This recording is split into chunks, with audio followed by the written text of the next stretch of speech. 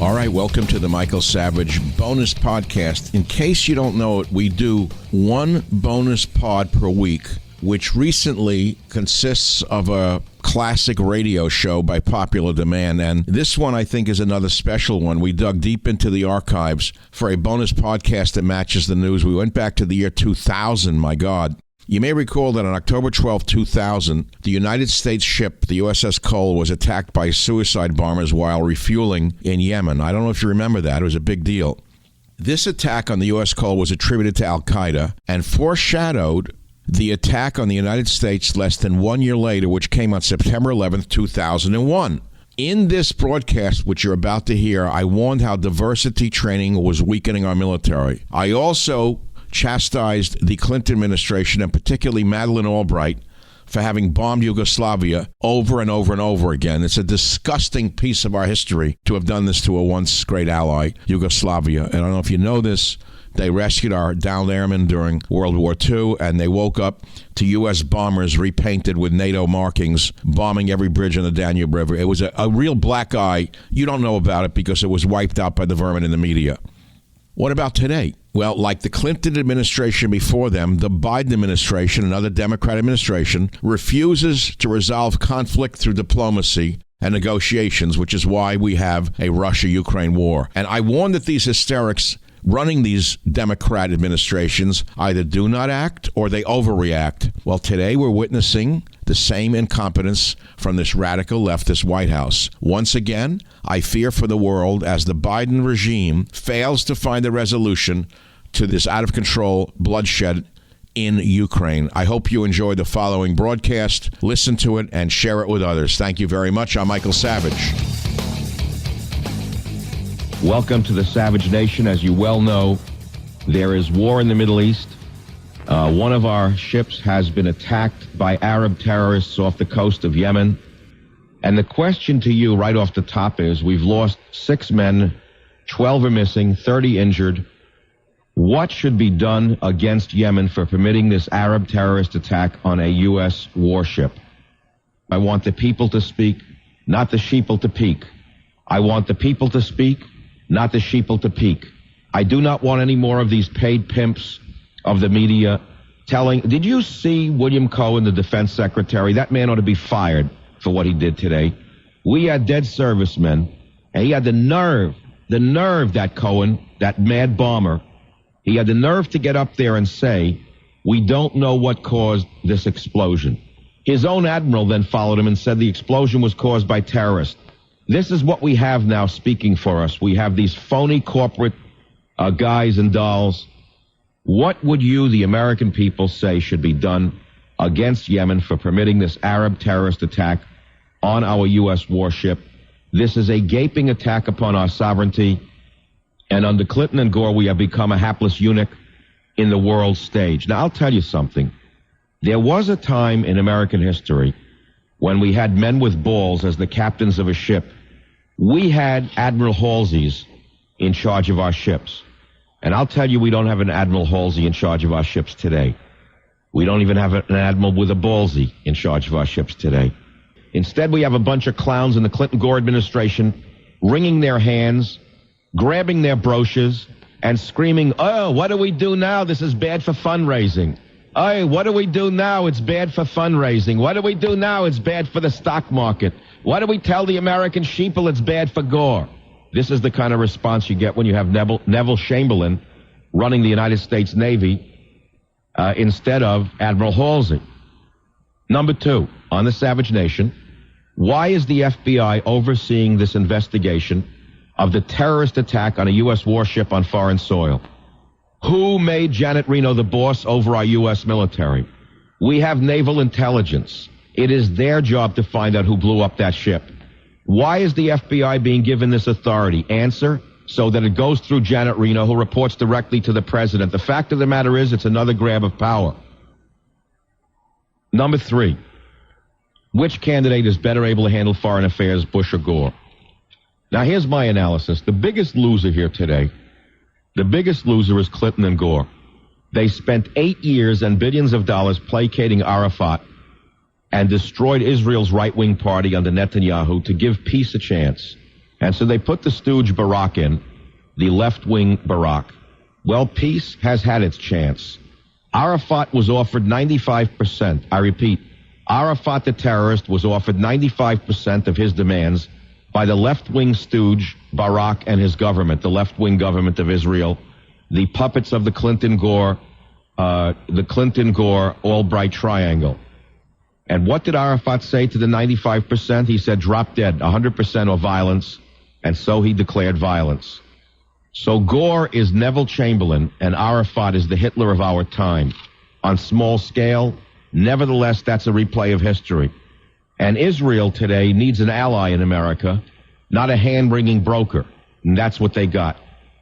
If you've seen the footage today of the Israeli reservists being beaten to death by a mob, you'll know what I'm talking about. There is good and there's evil. There's right and there's wrong. These were not soldiers in the field. These were reservists, like your son, like your daughter. They were reporting to duty. They were in a car. They made a wrong turn into so-called Arab territory. But since Arafat wants apartheid, since Arafat wants ethnic cleansing, Arafat's mobs chased them. The Israelis ran into a police station that was supposed to protect the order of the town. The police let the mob in. The mob beat them to death. The mob then hung them by ropes and threw them into the street. This is what you got, Mr. Clinton and Mr. Gore. 40,000 Palestinians given machine guns to guard the peace. Instead, they've turned them onto the peacemakers. And so that's the story. The real loser today is Al Gore. He ought to resign in shame. He ought to resign in shame for what he has done to this world. That's my opinion. But the issue to us as Americans today is not Israel, really. The issue to us as Americans is what should be done against Yemen for permitting this Arab terrorist attack on our U.S. warship. Don't for 1 minute believe the double-talking phony named Cohen, that he doesn't know who did it, and he'll investigate it. It'll take him 70 years, and he'll tell you he still doesn't know. Everyone with a brain knows it's related to what's going on. And it just shows you how weakened our military is. It just shows you how horribly destroyed the morale and the basic sensitivities of our military has become. When in history would a naval warship not have men with machine guns standing by when they see a small raft show up, not to machine gun these guys into the water and let them die with the sharks? They must have known they were there. What were they doing? They were refueling a ship in Yemen. They see two guys come up on a raft. Why didn't they invite him aboard for a prayer session? Maybe they should have invited the two Arab terrorists aboard for a diversity training session. Maybe they should have invited him aboard to tell him how evil Christianity is. The fact of the matter is this could have been avoided if the sailors had not been beaten to death with diversity training, if their normal sense of surveillance, if their normal sense of diligence, if their normal sense of fear of these foreigners was permitted to play, they would be alive today. That ship wouldn't have been blown up. But because their brains have been washed by diversity training, they did nothing when that raft showed up. That's my estimation of what happened. This never would have happened in the past if we had a real man in power instead of a person like Bill Clinton, a Neville Chamberlain like Al Gore. And so therefore I turn it over to you, the people.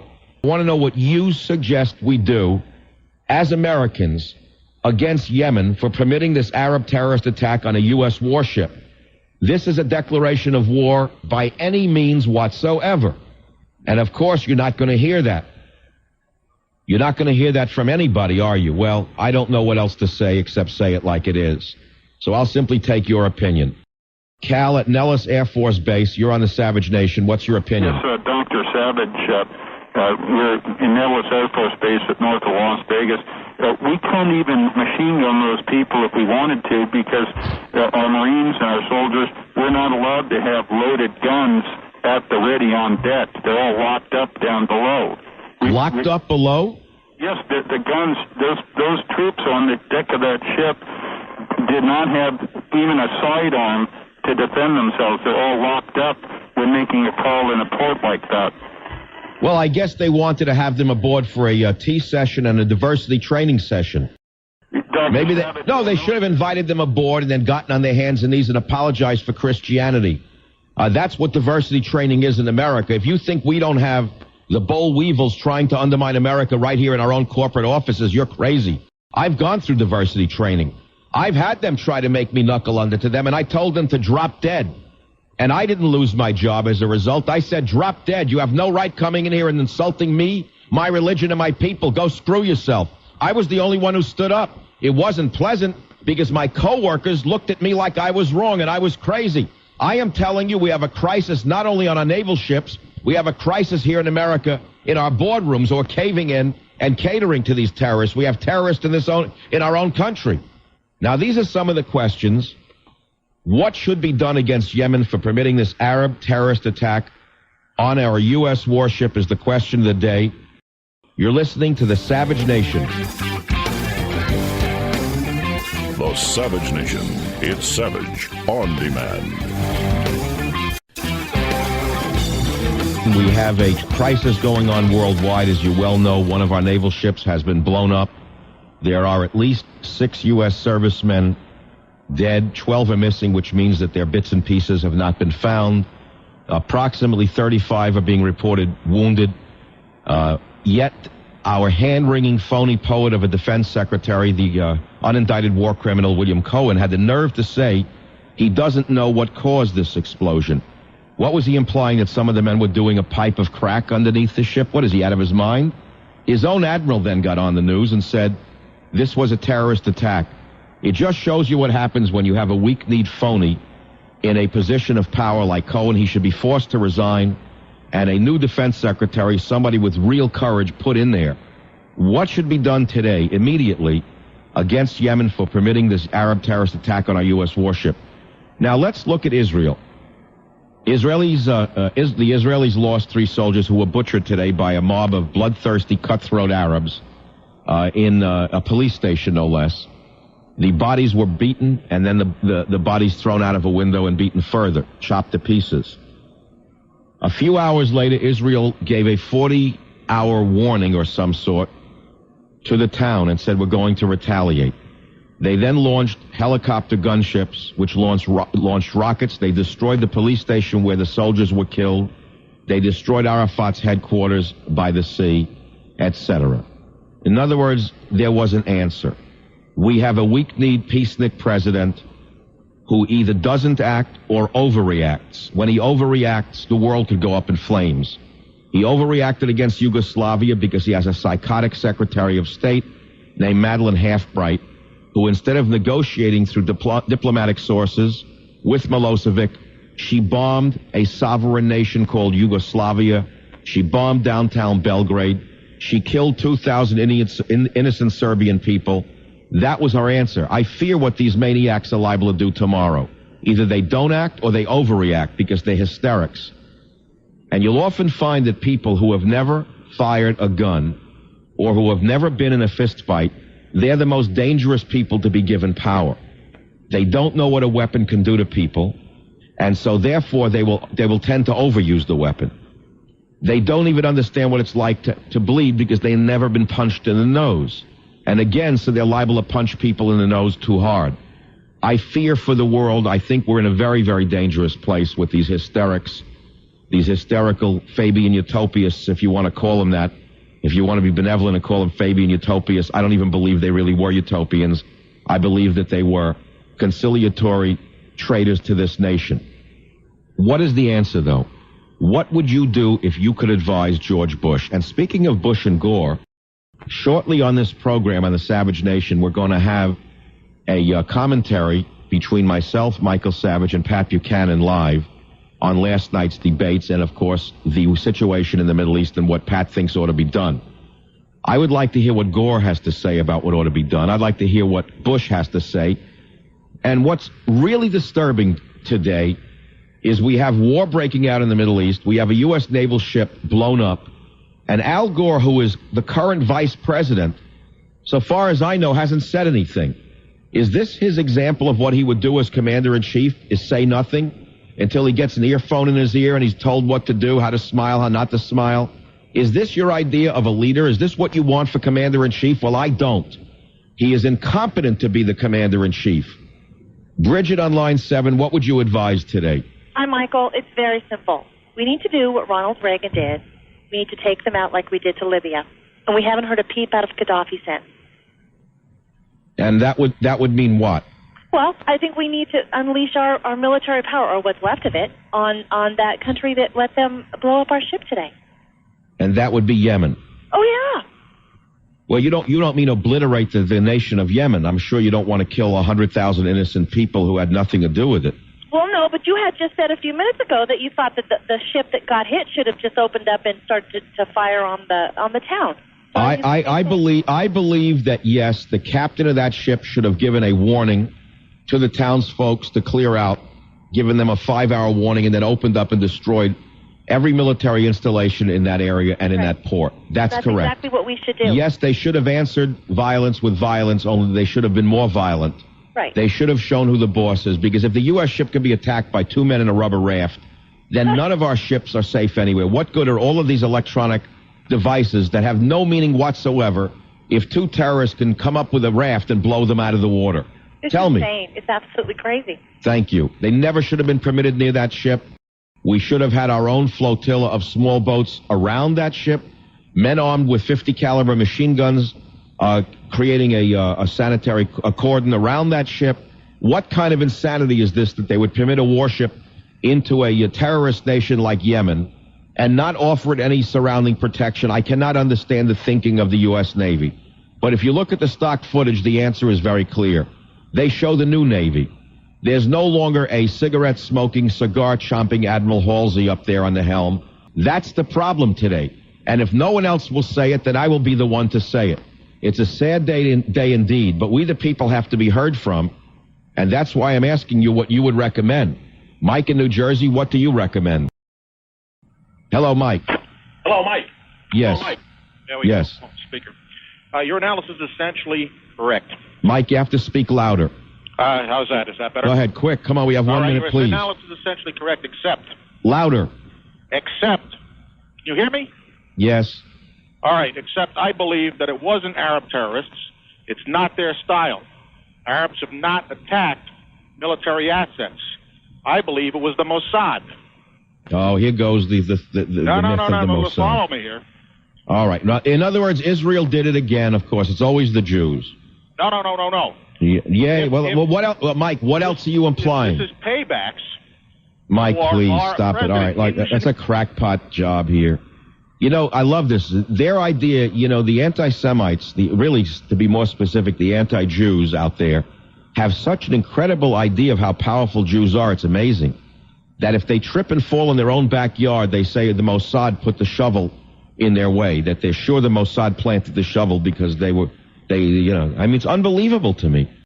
Some things are what they appear to be, sir, and it was in the port of Yemen. It was not in the port, and the Mossad generally doesn't blow themselves up. It's not in the religion of Judaism to martyr yourself. So your theory is totally crackpot and without any semblance of reality. These men blew themselves up. That complies only with one set of religious beliefs. What would you do in retaliation is the question. I shall return on the Savage Nation. Michael Savage, a host like no other.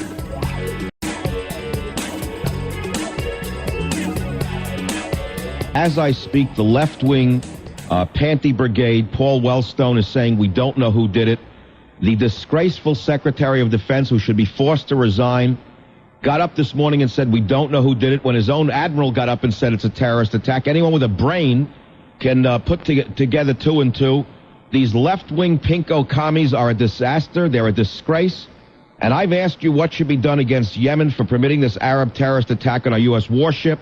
I told you it was no Admiral Halsey at the helm of that ship. There was no reason to permit that rubber boat to get within any shooting distance of our ship. If they had any brains, they would have put a cordon around every ship with our own rafts and kept them away. Right now we have another person who you're very, very familiar with on the Savage Nation. And I'd like to again introduce Pat Buchanan. Mr. Buchanan, welcome to the Savage Nation. Hi, Michael. How are you? Pat, this is a disaster for this country, but more importantly, I believe it's a disaster for Clinton and Gore. 8 years they have placated the Arab terrorist Yasser Arafat, who was given 95% of his demands, and he said 100% of nothing, and now there's a war. What do we do here?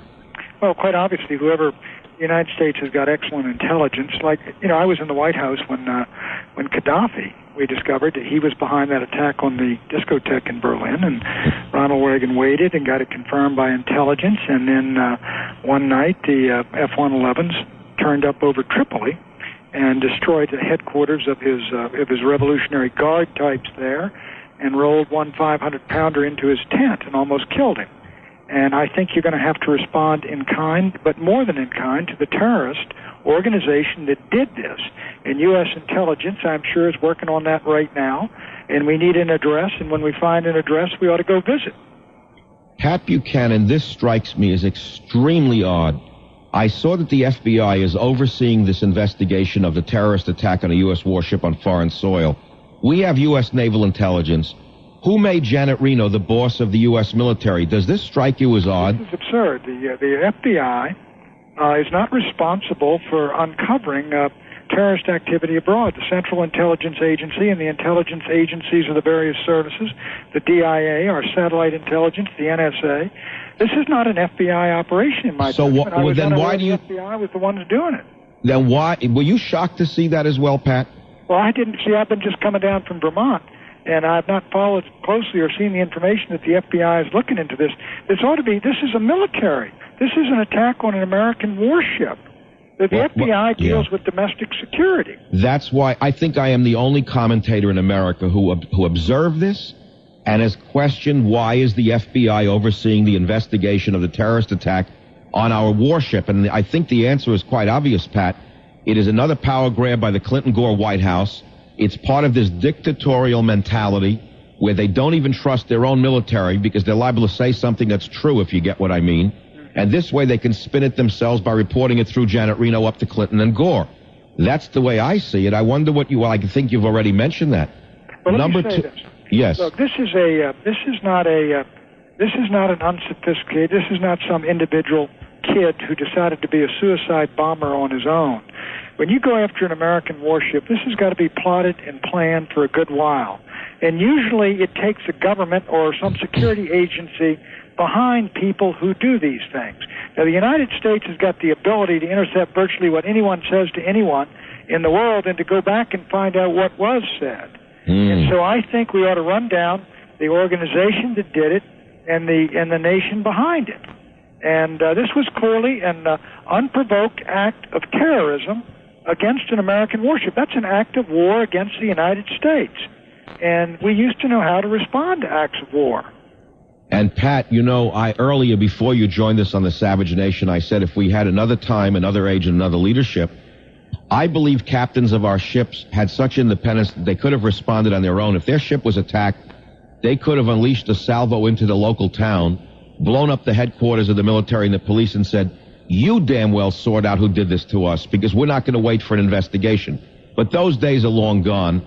I'm sure that today there were men aboard that ship, Pat Buchanan, who would have liked to invite the Arab terrorists aboard for some diversity training before they blew up the ship. That's the kind of mentality that's going on in the military today under Clinton and Gore. It's a nightmare. Well, there's no doubt about it, but I do have to believe those men on those ship, and I hope they're all men. I pray to God they're all men. That ship, my guess is they're looking for a way to pay back the SOBs that did this to their friends and comrades. Pat, I had a call before you came on from an Air Force base, and I was told that the men on our ships are not allowed to carry machine guns or sidearms on the deck of that ship, even in port, under the new rules of Clinton and Gore, that they could not even fire a machine gun at that raft if they had seen the intent. That's how peacenik-y the military has become today. But let's go to the topic at hand. You watched the debates last night, the so-called debate between Mr. Bush and Mr. Gore. Who do you think won? To be honest, I think that I thought Bush got clobbered in the first debate in terms of substance. I thought he was awful. He wasn't up to it. I think he won the second. I think he won it last night. I thought he showed himself to be much more knowledgeable and assertive in foreign policy than Gore did. I, of course, tend to agree with some of the answers where he had disagreements with Gore in those few places. I tended to be closer to Bush, but I thought he won the debate, quite frankly.